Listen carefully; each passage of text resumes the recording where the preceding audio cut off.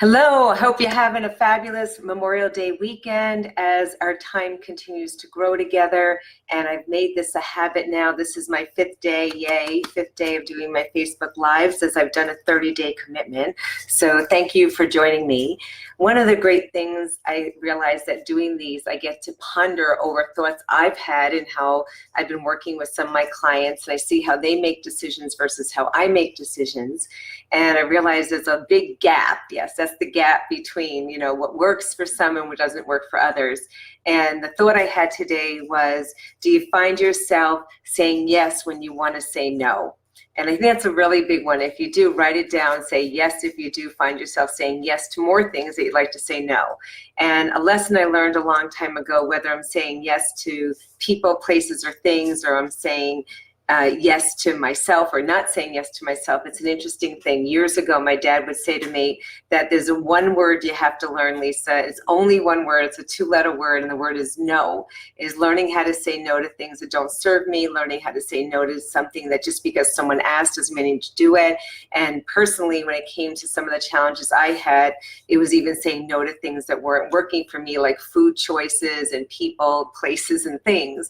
And how do you do that? What do you have to do? Hi, Dave. Thank you for joining. How do you learn to say no to things that when you feel like if everybody else is doing it or everybody's asking you to do it? I think this weekend is a perfect opportunity to have this conversation because it's probably one of the first times this year that you're going to be breaking bread with people, having gatherings, seeing people you haven't seen for a while, and you realize that a lot of people would be like, so shall I, the social kind of thing where you're getting together with everybody and everybody else is drinking, so you think so shall I, and you become a social drinker, or everybody else is eating this sugary, creamy stuff that normally you don't eat, and over goes so shall I, and when you need to be saying no but you're saying yes, or somebody's saying, well, let's get together and go here, and you really know I need to sleep and take care of myself and do all these things, but you're like, well, so shall I, and before you know it, the socializing, the so shall I becomes no longer taking care of the I, the you.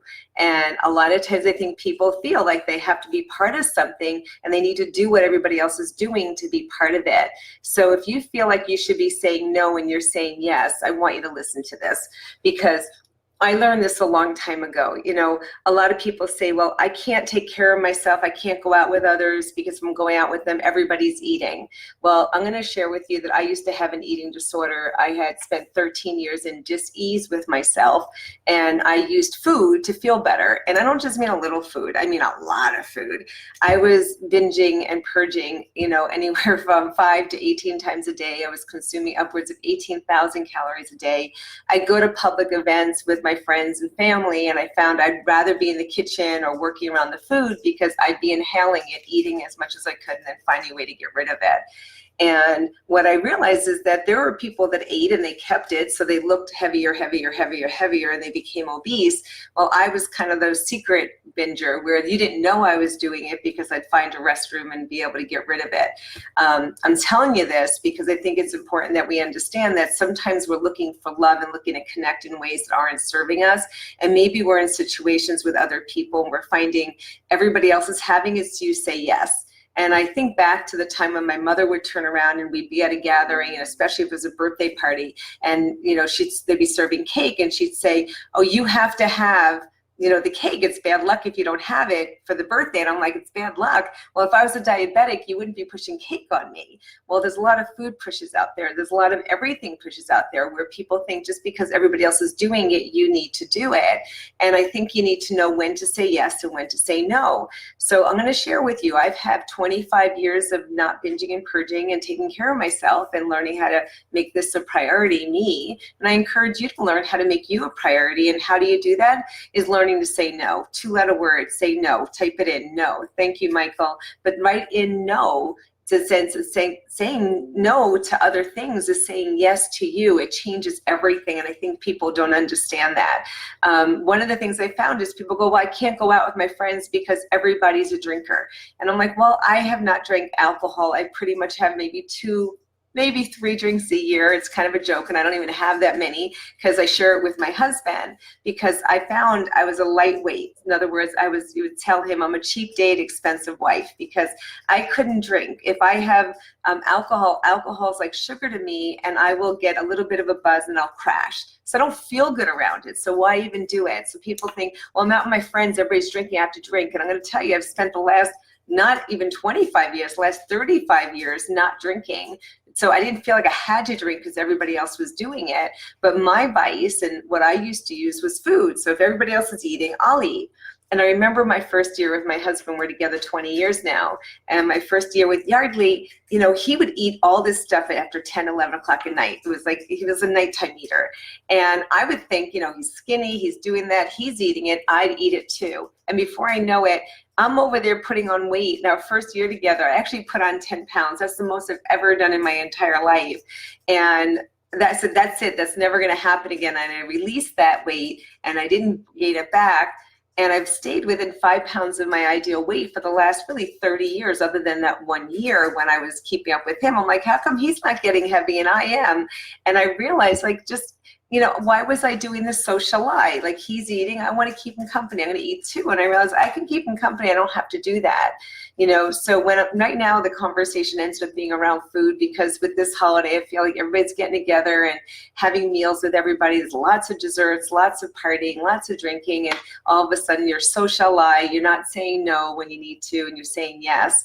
And I want you just to think twice. You know, the summertime's coming, and you want to be able to spend more time with people. We come out of hibernation. It's time to get together. Ask yourself, where am I saying yes when I want to be saying no? And it's okay to say no. And let me share with you, no is a full sentence.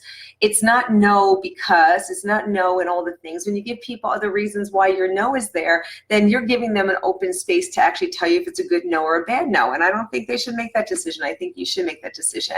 So if you're saying no to something and it really serves you and it feels good, I'm going to tell you to make that decision from your heart or from your gut, not from your head, because from our head we'll perseverate, we'll question what we're doing, we'll think ourselves into stagnation. And I really, really encourage you to start making more decisions from your heart and from your gut, because when you make your decisions from these two areas, they'll always be the right decision. And, you know, saying no is really powerful. Congratulate yourself, yay, when you do, and say, look, I made a decision for me. You know, I actually joke, like, anytime I say no to something that doesn't serve me, I am saying yes to me, but it's the right yes. And if you're committing to things you don't want to, then I'm really going to encourage you not to. This is not just about food. This is about any vehicle you're using that doesn't serve you and you don't need to be doing, that you get to choose whether it's right for you or not. You know, one of the things I found is this holiday, we were with our friends Friday night, Saturday, and Sunday, and then here's Monday, and people are like, well, you can't work on Monday. And I'm going to tell you, I already had 3 client calls today, and that's their rules that I can't work. It's not my rules. I know I'm going to be traveling in the next week. I'm going to be going to an event in San Diego and leaving my handsome home without me. And that doesn't happen very often, but it was a decision we made. And then I'm speaking for a group in New Orleans. I'm really excited to be speaking for the Goddesses meditation event, which is going to be by Stephanie Osborne on Sunday. So I get to go to New Orleans and work there too, and that will be fabulous. And the cool thing about it is I choose what I say yes to today. I choose, is it in alignment with what I want? Is it going to make me happy? Will it make a difference for me? It's not about what everybody else tells me isn't good for me. It's about what I tell me is good for me. So I challenge you today to learn to say no.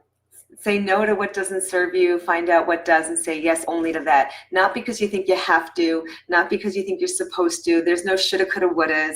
Say yes to what you want, what makes you feel good, because when you do, there won't be all the shoulda, coulda, wouldas. There won't be the beat yourself up after the fact. And I used to do that. I'd say yes to something that I'm like, oh, I really had so many other things I needed to do, and why did I say yes? And even when I did go to the events or go with the people, I felt like I wasn't there because my head was in another game. So if you're ever in those positions, here are some great tools. Hopefully you'll apply them to really correct the decision-making process, so that you're making a decision that will, again, serve you from the greatest good, from your heart or your gut. It's always the right decision. When you're in your head, you're dead. When you're in your heart, you're smart. Get out of your head, get into your heart. Look forward to seeing you on our next Facebook Live. Come back tomorrow and join me. Share this if you think you got some value out of it. Leave a comment. I love you, and I will see you soon.